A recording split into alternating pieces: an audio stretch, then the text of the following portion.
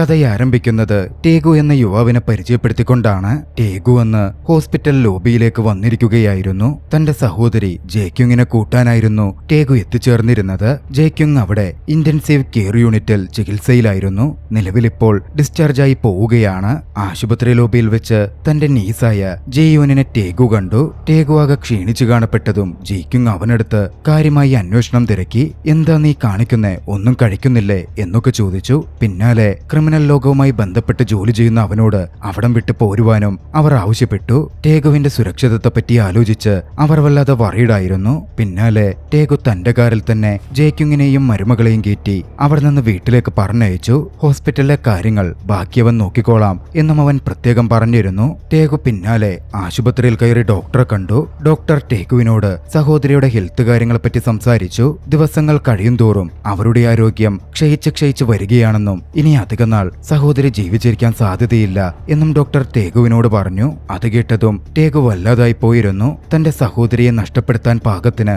ഒരു മനസ്സ് ടേഗു അപ്പോഴേക്കും കൈവരിച്ചിരുന്നില്ല. ടേഗു ആശുപത്രിയിലിരിക്കുമ്പോൾ സഹോദരിയുമായി പോയ തന്റെ കാർ ഡ്രൈവറിൽ നിന്നും ഒരു കോൾ വന്നു. പെട്ടെന്ന് കോൾ കട്ടാവുകയും ചെയ്തു.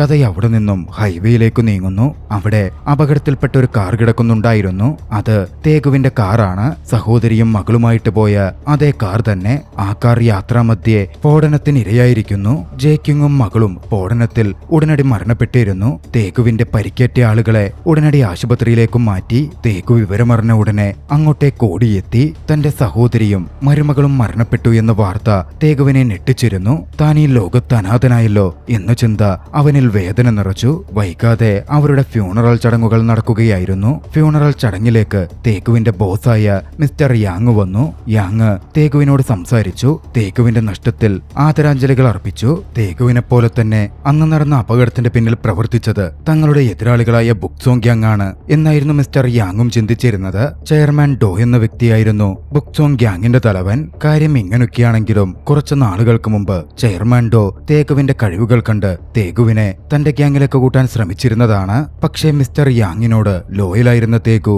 അന്ന് ചെയർമാൻ ഡോയുടെ ക്ഷണം നിരസിക്കുകയായിരുന്നു ചെയ്തത്. അത് ചെയർമാൻ ഡോയെ പ്രകോപിപ്പിച്ചിരിക്കാമെന്നും അവർ തിരിച്ചടിച്ചതായിരിക്കും എന്നും ടേഗു കണക്കുകൂട്ടി. പിന്നാലെ ടേഗു മിസ്റ്റർ യാങ്ങുമായി സംസാരിച്ചു. തനിക്ക് പ്രതികാരം ചെയ്യണമെന്നും അതിന് അവസരമുണ്ടാക്കി തരണം എന്നും യാങ്ങിനോട് ആവശ്യപ്പെട്ടു. യാങ്ങും അതിനൊക്കെ പറഞ്ഞിരുന്നു. കാരണം എന്തെന്നാൽ ടേഗുവിന്റെ പ്രതികാരത്തിനപ്പുറം മിസ്റ്റർ യാങ്ങിന് ബുക്സോങ് ഗ്യാങ്ങുമായി ഇന്റേണൽ പ്രോബ്ലംസ് ഉണ്ടായിരുന്നു. അവരെ വകവരുത്തണം എന്ന് മിസ്റ്റർ യാങ്ങും ആഗ്രഹിച്ചിരുന്നു. പിന്നാലെ കൃത്യമായൊരു അവസരത്തിൽ ചെയർമാൻ ഡോക്കടുത്തേക്ക് കടന്നു ചെല്ലാൻ ടേഗുവിന് കഴിഞ്ഞു. ടേഗു വന്ന് അവിടെ വെച്ച ചെയർമാൻ ഡോയെ കടന്നാക്രമിച്ചു.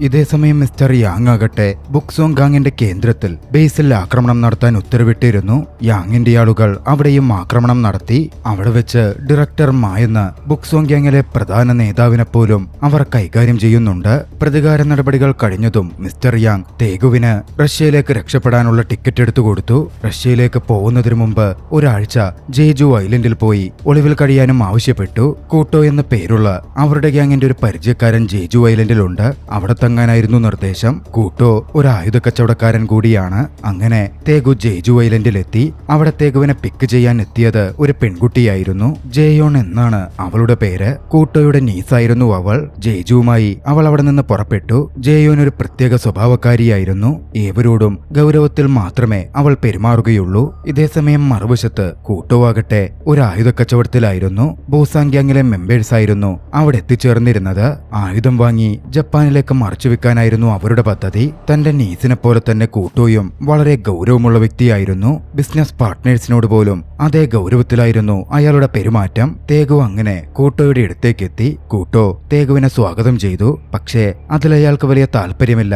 എന്നയാളുടെ സംസാരത്തിൽ വ്യക്തമായിരുന്നു. എത്ര നാൾ ടേഗു ഇവിടെ കാണും എന്ന് കൂട്ടോ ചോദിച്ചു. ടേഗു പറഞ്ഞു ഒരാഴ്ച ഇവിടെ തങ്ങാനാണ് പറഞ്ഞിരിക്കുന്നത്. അത് കഴിഞ്ഞ് റഷ്യയിലേക്ക് പോവാനും. ടേഗു ആ സമയം വ്ളാഡിവോസ്റ്റോക്കിനെ പറ്റി മെൻഷൻ ചെയ്തു. അത് ജെയ്യൂന് തീരെ പിടിച്ചില്ല. ദേഷ്യത്തിൽ ഭക്ഷണമടക്കം എടുത്തുമാറ്റി അവൾ എഴുന്നേറ്റ് പോയി. ഇതേ സമയം മിസ്റ്റർ യാങ്ങിന് ഒരു മെസ്സേജ് കിട്ടിയിരുന്നു. അറിയില്ലായിരുന്നു ഡയറക്ടർമാർ രക്ഷപ്പെട്ടിരിക്കുന്നു, ആക്രമണത്തിൽ അയാൾക്ക് ചെറിയ പരിക്കേ സംഭവിച്ചിട്ടുള്ളൂ എന്നതായിരുന്നു അത്. മാത്രമല്ല ചെയർമാൻ ഡോയും തേഗുവിന്റെ അറ്റാക്ക് സർവൈവ് ചെയ്തിട്ടുണ്ട്. നിലവിൽ ചെയർമാൻ ഹോസ്പിറ്റലിൽ ചികിത്സയിലുമാണ്. വൈകാതെ ഡയറക്ടർ മായുടെ കോൾ മിസ്റ്റർ യാങ്ങിനെ തേടിയെത്തി. തങ്ങളോട് ചെയ്തതിന് അതേ നാണയത്തിൽ പ്രതികാരം ചെയ്യും എന്ന് ഡയറക്ടർമാർ പറഞ്ഞു.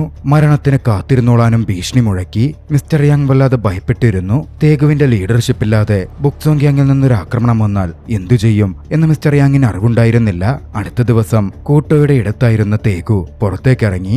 അവൻ കണ്ടത് ജെയ്യൂൻ ഷൂട്ടിംഗ് പ്രാക്ടീസ് ചെയ്യുന്നതായിരുന്നു. അവളുടെ മികച്ച ഷൂട്ടിംഗ് എബിലിറ്റീസ് കണ്ട് തേഗു അതിശയിക്കുന്നുണ്ട്. ജെയ്യൂനെ തേഗു നോക്കി നിന്നു. ഒരു ഘട്ടത്തിൽ ആ തോക്കെടുത്ത് ജെയ്യൂൻ തന്റെ തലയിലേക്ക് ചേർത്തു വെച്ചു.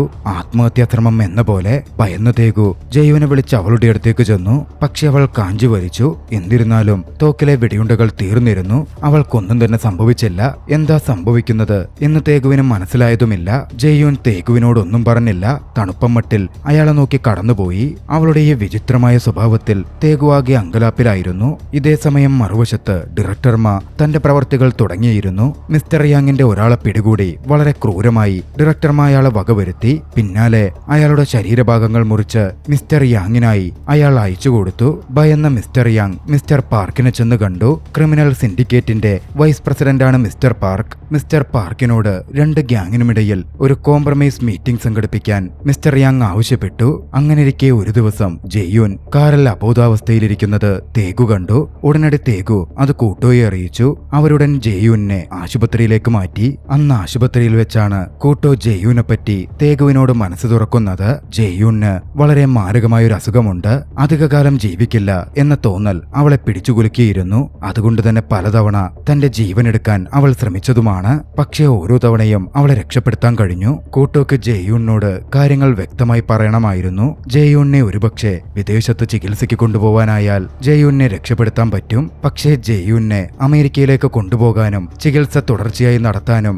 ഒരുപാട് സമയവും പണവും വേണ്ടിവരും. അതിനുള്ള പണം സമ്പാദിക്കാനാണ് കൂട്ടോ കഷ്ടപ്പെട്ടുകൊണ്ടിരിക്കുന്നത്. അധികം വൈകാതെ മിസ്റ്റർ പാർക്കിന്റെ മധ്യസ്ഥതയിൽ മിസ്റ്റർ യാങ്ങും ഡയറക്ടർ മായും തമ്മിൽ ഒരു മീറ്റിംഗ് സംഘടിപ്പിക്കപ്പെട്ടു. പക്ഷേ കോംപ്രമൈസ് മീറ്റിംഗ് പുരോഗമിച്ചിട്ടും ഒരു തരത്തിലും ഡയറക്ടർ മായുടെ ആളുകൾ മിസ്റ്റർ യാങ്ങുമായി കോംപ്രമൈസിലെത്താൻ തയ്യാറായിരുന്നില്ല. ബുക്സോങ് ഗ്യാങ്ങിനെതിരെയും മറ്റുമായി മിസ്റ്റർ യാങ്ങും സംഘവും പ്രവർത്തിച്ചത് തീരെ ശരിയായില്ലെന്നും തങ്ങളുടെ അഭിമാനത്തെയാണ് മിസ്റ്റർ യാങ്ങും സംഘവും ചോദ്യം ചെയ്തതെന്നും അതിന് തിരിച്ചടി ഉറപ്പായും ഉണ്ടാവുമെന്നും മിസ്റ്റർ പാർക്കിന് മുമ്പിൽ വെച്ച് അവർ പറഞ്ഞു. പാർക്കടക്കം നേരിട്ട് ഭീഷണി മുഴക്കിയെങ്കിലും ഡയറക്ടർ മാക്ക് ഒരു കൂസലുമുണ്ടായിരുന്നില്ല.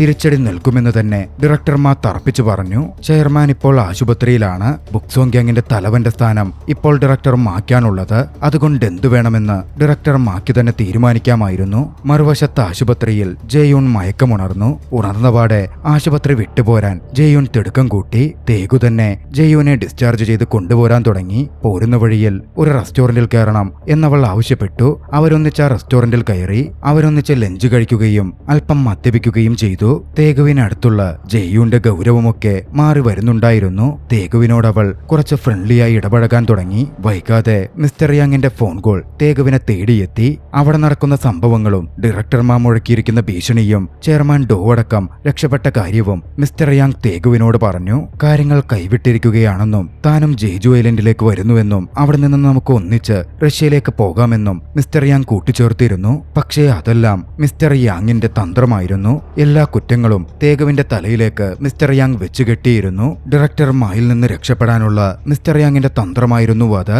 മറുവശത്ത് ജേജു ഐലൻഡിലായിരുന്ന തേഗുവിനടുക്കൽ എന്തിനാണ് തേഗു ഇങ്ങോട്ടേക്ക് ഒളിച്ചോടി വന്നത് എന്ന കാര്യം ജെയിങ് ചോദിച്ചു. തന്റെ മിസ്റ്റേക്സിൽ നിന്ന് ഓടിയൊളിക്കുന്ന ഒരു തോൽവിയാണ് തേഗു എന്നായിരുന്നു ആദ്യം അവൾ കരുതിയിരുന്നത്. ഇതേസമയം അന്ന് കൂട്ടോയുടെ അടുത്ത് കൂട്ടോ ഒരു ആയുധക്കച്ചവടത്തിലായിരുന്നു. ബുക്സോങ് ഗ്യാങ് ആയുധക്കച്ചവടത്തിനെത്തിയിരുന്നു. പക്ഷേ അവർ റഷ്യക്കാരുടെ ഒപ്പം ചേർന്ന് കൂട്ടോയെ ചതിച്ചു. മിസ്റ്റർ യാങ്ങിന്റെ ഉത്തരവിൻ പ്രകാരമായിരുന്നു അവർ അത്തരത്തിൽ പ്രവർത്തിച്ചത്. തന്നെ ആക്രമിക്കാൻ വന്നവർക്കെതിരെ പ്രതിരോധിച്ചു നിൽക്കാൻ കൂട്ടോ ശ്രമിച്ചെങ്കിലും ഒരുപാട് ആളുകളോട് ഏറ്റുമുട്ടി നിൽക്കാൻ കൂട്ടോയ്ക്ക് സാധിച്ചില്ല. കൂട്ടോ കൊല്ലപ്പെട്ടു. ഇതേസമയം പുറത്ത് അങ്ങോട്ടേക്ക് എത്തിയിരുന്ന തേഗുവും ജെയ്യൂണും ആർമറിയിൽ നിന്ന് വരുന്ന വെടിയുച്ചകൾ കേട്ടു. തേഗുവും ജെയ്യൂണും അതോടെ ശത്രുക്കളുമായി വെടിവെപ്പിൽ ഏർപ്പെടുകയാണ്. ശക്തമായ ഏറ്റുമുട്ടൽ നടന്നു. തന്റെ പ്രിയപ്പെട്ട അങ്കിൾ കൂട്ടോ കൊല്ലപ്പെട്ടു എന്ന് മനസ്സിലാക്കിയ ജെയ്യൂൺ വലിയ ദേഷ്യത്തിൽ ഗ്യാങ്സ്റ്റേഴ്സിനെതിരെ ഷൂട്ട് ചെയ്തു. ശത്രുക്കൾ കൊല്ലപ്പെടുകയും ഭയന്നോടുകയും ചെയ്തിരുന്നു. ഒരു ഘട്ടത്തിൽ തേഗു അവിടെ തുടർന്നാൽ അപകടമാണെന്ന് മനസ്സിലാക്കി ആയുധമടങ്ങിയ ബാഗും ജെയ്യൂണിനെയും പൊക്കിയെടുത്ത് കാറിൽ കയറ്റി കൊണ്ടുപോവാൻ തുടങ്ങി. അവിടെ നിന്ന് അവർ പോയത് കൂട്ടോയുടെ ഒരു റിലേറ്റീവിന്റെ വീട്ടിലേക്കായിരുന്നു. അവിടെ അവർ സ്വാഗതം ചെയ്യപ്പെട്ടു. അന്ന് രാത്രിയിൽ ജെയ്യൂൺ തേഗുവിനോട് മനസ്സ് തുറന്നു. തന്റെ പാസ്റ്റിനെ പറ്റി പറഞ്ഞു. തന്റെ കൗമാരപ്രായത്തിലെ ജെയ്യൂണിന് അവളുടെ പാരന്റ്സിനെ നഷ്ടപ്പെട്ടിരുന്നു. റഷ്യയിൽ നിന്നുള്ള ഗ്യാങ്സ്റ്റർ സംഘമായിരുന്നു ആ പ്രവൃത്തി ചെയ്തതും. അതുകൊണ്ടാണ് റഷ്യക്കാരോട് അവൾക്കത്രമേൽ ദേഷ്യമുള്ളത്. അന്ന് റഷ്യയിലെ ഇടത്തിന്റെ പേര് കേട്ടതും ദേഷ്യപ്പെട്ട് ഭക്ഷണമൊക്കെ അവൾ എടുത്തുകൊണ്ടുപോകാൻ കാരണവും അത് മാത്രമാണ്. അവളുടെ പാരന്റ്സിന്റെ മരണത്തിനു ശേഷം അവളുടെ അങ്കിളായ കൂട്ടോവായിരുന്നു ഏറെ സ്നേഹത്തോടെ അവളെ നോക്കി വളർത്തിയത്. അദ്ദേഹമാണ് ഇപ്പോൾ കൊല്ലപ്പെട്ടിരിക്കുന്നത്. കൂട്ടോയെ സ്വന്തം അച്ഛനെപ്പോലായിരുന്നു അവൾ കരുതിയിരുന്നത്. അന്ന് രാത്രിയിൽ തേഗുവിനടുക്കൽ തന്റെ കൂടെ ഒന്നിച്ചു കിടക്കാൻ ജെയ്യൂൺ വിളിച്ചു. പക്ഷേ തേഗു ആ ക്ഷണം നിരസിച്ചു. ജെയ്യൂൺ തന്റെ ടൈപ്പല്ല എന്ന് പറഞ്ഞായിരുന്നു അവൻ ഒഴിഞ്ഞു മാറിയത്. അടുത്ത ദിവസം പുലർച്ചെ തേഗുവിന് മിസ്റ്റർ യാങ്ങിൽ നിന്ന് കോൾ വന്നു. താൻ ജെയ്ജു ഐലൻഡിലേക്ക് പുറപ്പെട്ടെന്നും തന്നെ അവിടെ വന്ന് പിക്ക് ചെയ്യാൻ പറഞ്ഞിട്ടുമായിരുന്നു അത്. അന്ന് തേഗുവും ജെയ്യൂണും പുറത്തുപോയി ഭക്ഷണം കഴിക്കുകയും പുറത്ത് ചുറ്റിക്കറങ്ങുകയും ചെയ്തു. അവർ തമ്മിലുള്ള അടുപ്പം വർദ്ധിക്കുന്നുണ്ടായിരുന്നു. പരസ്പരം അവരൊരുപാട് മനസ്സിലാക്കി. അന്ന് ജെയ്യൂണെ ഡ്രോപ്പ് ചെയ്ത് തേഗു പോവാനിറങ്ങിയപ്പോൾ ജെയ്യൂൺ അവനെ പിടിച്ചു നിർത്തി. എയർപോർട്ടിലേക്ക് തേഗു പോകുന്നതിൽ എന്തോ ഒരു പന്തികേട് അവൾക്ക് തോന്നുന്നുണ്ടായിരുന്നു. എന്തോ മോശം കാര്യം സംഭവിക്കാൻ പോകുന്ന പോലെ. ഏയ്, കുഴപ്പമൊന്നുമില്ല, ജെയ്യൂൺ അടുക്കലേക്ക് താൻ തിരികെ വരും എന്ന് തേഗു വന്ന് അവളോട് പറഞ്ഞു. എയർപോർട്ടിലേക്ക് മിസ്റ്റർ യാങ്ങും ഡയറക്ടറുമായും വന്നെത്തിയിരുന്നു. പിന്നാലെയാണ് വാഹനവുമായി തേഗു എത്തുന്നതും. തേഗു അവർക്കരികിലേക്ക് എത്തുന്നതിനു മുമ്പ് നാട്ടിൽ നിന്നും തേഗുവിന് ഒരു പാർട്ട്ണറുടെ ഫോൺ കോൾ വന്നു. മിസ്റ്റർ യാങ് ഡയറക്ടർ മാക്കൊപ്പം ചേർന്ന് തേഗുവിനെ ചതിച്ച കാര്യവും മറ്റും ആ പാർട്ട്ണർ തേഗുവിനോട് വിശദീകരിച്ചു. തേഗുവിനെ മാത്രമായിരുന്നില്ല, അന്ന് ആക്രമണം നടത്തിയ തേഗുവിന്റെ കൂട്ടാളികളെയും മിസ്റ്റർ യാങ് വഞ്ചിച്ചിരുന്നു.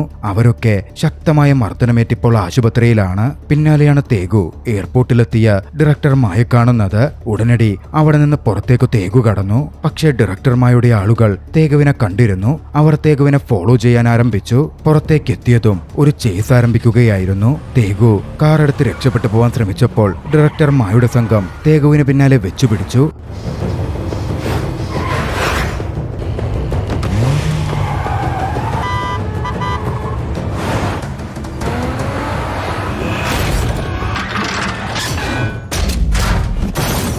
പക്ഷേ തേഗുവിന്റെ കാർ ഒരു റോഡ് ഡിവൈഡറിൽ ഇടിച്ചിരുന്നു. അതോടെ തേഗുവിന് മുമ്പോട്ട് പോവാൻ പറ്റാത്ത അവസ്ഥയായി. ഡയറക്ടർ മായുടെ ആളുകൾ അവനെ ചുറ്റിവളഞ്ഞു. എന്നിരുന്നാലും പുറത്തു ചാടിയ തേഗു അവരോട് ഫൈറ്റ് ചെയ്യുകയും മറ്റൊരു കാറിൽ കയറി ഓടിച്ചു പോവാൻ ആരംഭിക്കുകയും ചെയ്തു. തേഗു അവിടെ നിന്നും ജെയ്യൂണുള്ള ഇടത്തേക്ക് പാഞ്ഞെത്തി. ജെയ്യൂണിനെയും കൂട്ടി അവിടെ നിന്ന് രക്ഷപ്പെട്ടു പോവാനായിരുന്നു തേഗുവിന്റെ പദ്ധതി. പക്ഷേ അവിടെ എത്തിയ തേഗു അറിഞ്ഞത് ജെയ്യൂൺ അവിടെ നിന്നും കൂട്ടോയുടെ ഇടത്തേക്ക് പോയെന്നായിരുന്നു. ഉടനടി തേഗു ജെയ്യൂണിനെ വിളിച്ചു. അങ്ങോട്ടേക്ക് പോവരുതെന്നും അപകടമാണെന്നും ജെയ്യൂണിനടുക്കൽ അവൻ പറയാൻ ശ്രമിച്ചു. പക്ഷെ അതൊന്നും ചെവികൊള്ളാൻ ജെയ്യൂൺ ഒരുക്കമായിരുന്നില്ല. പിന്നാലെയാണ് മിസ്റ്റർ യാങ്ങിന്റെ ഫോൺ കോൾ തേഗുവിന് വന്നെത്തുന്നത്. ഉണ്ടായ സാഹചര്യങ്ങളും താനെന്തുകൊണ്ടാണ് തേഗുവിനെ ഒറ്റുകൊടുക്കേണ്ടി വന്നത് എന്നൊക്കെ മിസ്റ്റർ യാങ് തേഗുവിനോട് പറഞ്ഞു. അങ്ങോട്ടേക്ക് കടന്നെത്തിയ ജെയ്യൂണിനെ അവർ ബന്ദിയാക്കിയിരുന്നു. ഡയറക്ടർമാർ മിസ്റ്റർ യാങ്ങിന്റെ അടുത്ത് നിന്ന് ഫോൺ വാങ്ങി സംസാരിച്ചു. തേഗു അങ്ങോട്ടേക്ക് വന്നില്ലെങ്കിൽ ജെയ്യൂണിനെ തങ്ങൾ കൊന്നുകളയും എന്ന് പറഞ്ഞ് ഭീഷണിപ്പെടുത്തി. ജെയ്യൂൺ അവരുടെ കസ്റ്റഡിയിലുണ്ടെന്ന് അറിയിക്കാൻ ഫോൺ ജെയ്യൂണിന്റെ കയ്യിലേക്കും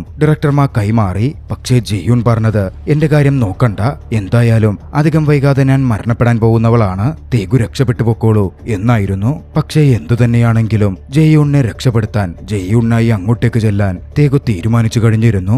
അവൻ അങ്ങോട്ടേക്ക് പുറപ്പെട്ടു ചെന്നു. അവിടെ എത്തിയതും ഡയറക്ടർ മായുടെ ആളുകൾ തേഗുവിനെ വട്ടമിടുകയും ക്രൂരമായി തല്ലിച്ചതയ്ക്കുകയും ചെയ്തു. പിന്നാലെ തേഗു ഡയറക്ടർമാരുടെ മുമ്പിലേക്ക് എത്തിക്കപ്പെടുകയാണ്. അവിടെ വെച്ച് അയാൾ ഒരു വെളിപ്പെടുത്തൽ നടത്തി. തേഗുവിന്റെ സഹോദരിയും നീസും കൊല്ലപ്പെട്ട ആ ബോംബ് സ്ഫോടനമുണ്ടല്ലോ, അത് നടത്തിയത് ഒരിക്കലും ഞങ്ങളായിരുന്നില്ല, അത് മിസ്റ്റർ യാങ് ആയിരുന്നു.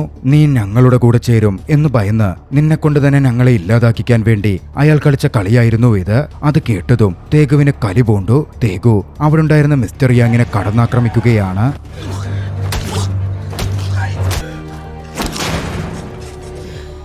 തേഗു മിസ്റ്റർ യാങ്ങിനെ കനത്ത രീതിയിൽ ആക്രമിച്ച് വലിയ തോതിൽ പരിക്കേൽപ്പിച്ചു. പക്ഷേ തേഗു മിസ്റ്റർ യാങ്ങിനെ കൊല്ലുന്നതിനു മുമ്പ് ഡയറക്ടറുമായി ഇടപെട്ട് മിസ്റ്റർ യാങ്ങിനെ രക്ഷപ്പെടുത്തി തേഗുവിനെ കൊല്ലുകയും ചെയ്തു. പിന്നാലെ തേഗുവിന്റെ മൃതദേഹമടക്കം ആ ബിൽഡിങ്ങിന്റെ അകത്തിട്ട് അവർ ആ ബിൽഡിങ്ങിനെ തീ കൊളുത്തി. ജെയൂണിനെ അവർ പുറത്തേക്കാക്കിയിരുന്നു. തന്റെ കൺമുമ്പിൽ തേഗു കത്തിയെരിയുന്നത് കണ്ട് നോക്കി നിൽക്കാനേ ജെയൂണിന് സാധിക്കുമായിരുന്നുള്ളൂ. തന്റെ പ്രിയപ്പെട്ട തേഗുവിന്റെ മരണത്തിന് പ്രതികാരം ചെയ്യാൻ ജെയൂൺ അന്ന് തീരുമാനിച്ചു. തന്റെ മരണത്തിന് മുമ്പ് അത് പ്രവർത്തിക്കണം എന്നവൾ തീരുമാനിച്ചുറപ്പിച്ചിരുന്നു. അവൾ അവിടെ നിന്ന് സോളിലേക്ക് പുറപ്പെട്ടെത്തി. ഡയറക്ടർ മായുടെയും മറ്റും ഇടത്തേക്ക് കടന്നു ചെന്നിയ അവൾ അവിടെ വളരെ വലിയൊരു ഷൂട്ടൌട്ട് തന്നെ നടത്തി. ഏവരെയും അവൾ വകവരുത്തി. ഡയറക്ടർ മായയും മിസ്റ്റർ യാങ്ങിനെയും അടക്കം അവൾ ഇല്ലായ്മ ചെയ്തിരുന്നു.